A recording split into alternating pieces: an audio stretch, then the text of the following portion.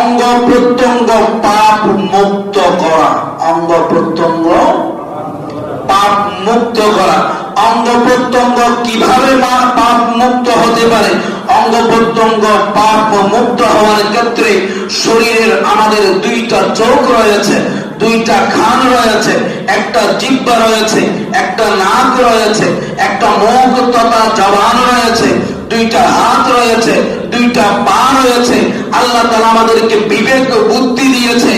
এই সকল অঙ্গ প্রত্যঙ্গ যেগুলো রয়েছে এইগুলো যা দুনিয়ার সামগ্রিক পাপাচার থেকে, দুনিয়ার গুনাহের কাজ থেকে, যত ধরনের লোভ লালসা ধাপ্পাদি, যত ধরনের হিংসাযুক্ত কাজ রয়েছে, ওই রকম পাপাচার থেকে শরীরের অঙ্গ প্রত্যঙ্গকে দুনিয়ার দুনিয়াবি ব্যক্তি রক্ষণাবেক্ষণ করাই হচ্ছে অঙ্গ